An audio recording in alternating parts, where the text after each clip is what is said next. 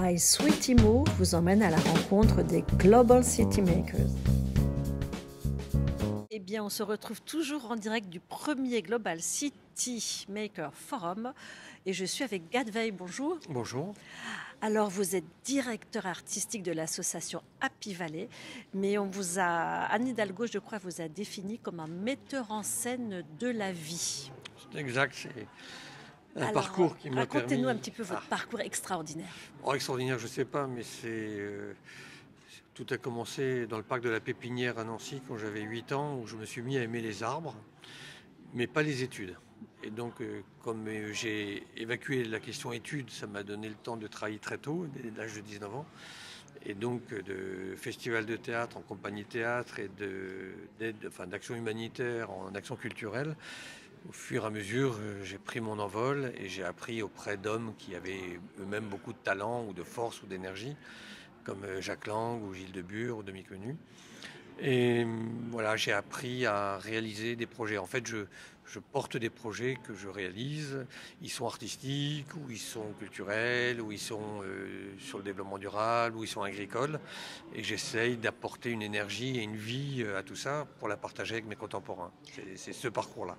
Alors, par exemple, vous êtes l'homme qui avait fait un champ de blé sur les Champs-Élysées. Voilà, la grande moisson, il y a 29 ans exactement. Il y a 29 ans exactement. Mais avec d'autres hommes déjà, parce qu'il y avait Christian Jacob, il y avait Philippe Manchin, il y avait Dominique Menu, on était jeunes, on n'avait pas tellement peur et on a osé un acte qui a après marqué la société et qui m'a ensuite beaucoup marqué puisque ma vie durant, j'ai continué à travailler proche du monde agricole, à la fois comme un compagnon de route dans mon agricole, mais aussi comme un passeur entre la ville et l'agriculture, entre le fait urbain et le fait rural.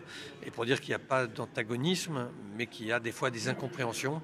Et l'événement ou la création artistique, elle permet de lever ces incompréhensions et de renouer une relation d'estime mutuelle qui est nécessaire. Parce que c'est deux mondes qui sont souvent effectivement antagonistes et méconnus l'un de l'autre. En tout cas, le monde agricole est très peu connu des urbains. Le monde agricole et le monde rural a été oublié par le monde urbain et il faut réapprendre, délaisser, voire mépriser. Et il faut réapprendre à nouer des relations, d'abord parce que c'est le monde agricole qui nourrit la ville. Et moi qui suis un chantre de l'agriculture urbaine, je sais qu'elle ne nourrira jamais la ville toute seule. Elle ne représentera peut-être que 1 ou 1,5% de la capacité de nourrir la ville. Mais elle est un acte nécessaire et utile socialement, en termes aussi écologiques, parce qu'elle travaille sans intrants, sans phyto, donc elle travaille avec vertu. Mais en même temps, elle est aussi une façon de rappeler aux enfants, aux familles, la saisonnalité, le fait de manger ce qui est produit localement, le fait qu'on peut acheter des choses exotiques quand on sait que c'est exotique et que ça fait plaisir et qu'il faut bien faire vivre l'agriculture des dom-toms ou d'autres, ou faire tourner le monde économique agricole. Mais la conscience, le discernement, c'est une belle chose. Et donc si on peut mettre du discernement dans son assiette, c'est pas mal non plus, en ayant aussi le respect de l'amitié et de l'affection pour les agriculteurs qui, quel que soit le temps, se lèvent chaque jour, chaque matin pour nourrir leurs vaches, leurs veaux, leurs cochons ou leurs poules, ou travaillent l'hiver, travaillent sous la pluie et travaillent toujours sous le ciel. Et moi, comme je suis un homme d'événements qui ont toujours lieu dans la rue, je suis comme des agriculteurs, je travaille sous le ciel. Alors comment est-ce que la création artistique peut réconcilier ces deux mondes ? Le saltimbanque, il a toujours eu ce rôle particulier auprès des autorités publiques ou auprès de la foule ou auprès de l'opinion publique de raconter les histoires et de raconter l'histoire du monde dans lequel l'artiste vit.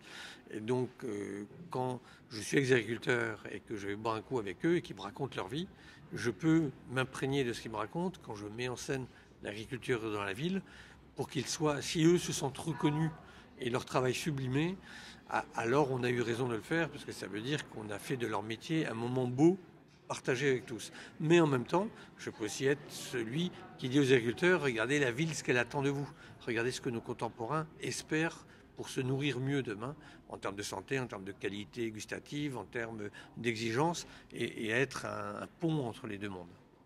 Alors, vous êtes là aujourd'hui avec votre casquette de directeur artistique de l'association Happy Valley. Alors, qu'est-ce que c'est Happy Valley ? La Happy Valley, d'abord, c'est un collectif magnifique parce qu'il y a des collectivités locales.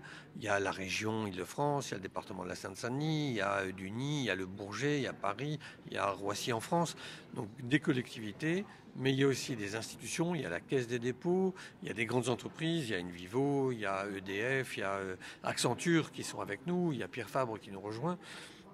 Et on va prendre, j'ai utilisé un terme que j'ai appris il y a 15 jours d'une agronome qui s'appelle Émilie, et elle m'a dit le pas japonais dans la biodiversité. Et c'est une idée magnifique, le pas japonais, c'est comment sur les 20 km de la Happy Valley qui relie la porte de la Chapelle à Roissy, cette autoroute A1 qui est très abîmée, très délaissée par l'État depuis 40 ans, où on trouve des poubelles sur des ordures sur les bords, on va reprendre tous ces délaissés d'autoroute, tous ces talus, mais aussi les toits des plateaux logistiques. Et comme ça, comme c'est un pas japonais, c'est-à-dire de site en site, on va introduire de l'agriculture ou de l'agriculture urbaine pour donner à des hommes et des femmes issus des systèmes sociaux des villes en difficulté un métier d'urbiculteur, qui est une façon d'être agriculteur aux portes de la ville, non pas pour nourrir toute la ville, mais d'abord pour ramener du beau, c'est-à-dire ramener un paysage agréable plutôt que ces immondices sur les talus délaissés, mais des hommes et des femmes en train de travailler de la terre ou des toitures pour élever des poules, pour faire pousser des fleurs qui pourront demain partir dans des usines cosmétiques, pour faire pousser des choses à manger si l'agence régionale de santé pense que c'est comestible en fonction de la proximité de l'autoroute, en tout cas avec des cahiers des charges de grande exigence, et réinventer ces paysages sur ces 20 km en étant socialement utile parce qu'on crée des emplois, en étant impeccable sur les questions écologiques parce qu'on fait de l'agriculture vertueuse. Et donc ça répond à beaucoup d'attentes de la transformation, de la mutation de la société. Le calendrier, c'est quoi les premières réalisations? Elles sortent. Alors on va faire un démonstrateur on va commencer un démonstrateur en 2019 pour tendre vers une réalisation complète de la Happy Valley pour les Jeux Olympiques. Les Jeux Olympiques vont nous servir d'accélérateur, d'effet de levier, mais le projet de la Happy Valley, c'est un projet pour 20 ou 30 ans. C'est un projet pour une génération, où on va dire à la génération suivante, regardez, on s'est mis tous autour de la table, tous ces leaders économiques, politiques, des collectivités, les élus, mais aussi des start-up, mais aussi des associations, et on a réinventé ce territoire qui était très abîmé, comme un territoire porteur d'espoir, de beau et de bon, et on l'a tellement travaillé qu'on pense qu'il est exportable, qu'on pourra le faire ailleurs en France et ailleurs dans le monde. Et vous partez du principe que le beau et le bon, ça rend happy? Le beau et le bon, ça rend absolument happy, ça rend tellement happy qu'on espère que le monde entier vienne le visiter en se disant c'est ça qu'il faut faire. C'est comme ça qu'il faut s'y prendre.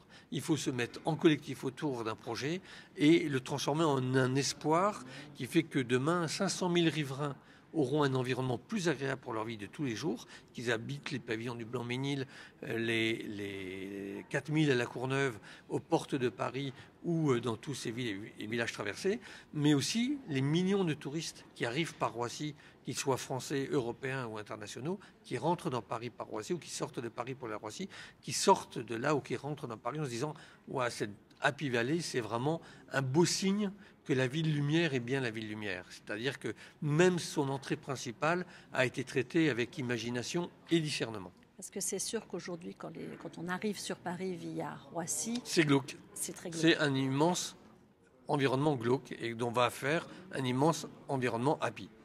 Merci beaucoup. Merci à vous. Donc Gadveil, maintenant je vous présenterai aussi en tant qu'urbiculteur. J'espère, j'en accepte le titre. Si je peux être l'un des urbiculteurs de la Happy Valley, ma vie est remplie alors. Merci beaucoup, à bientôt.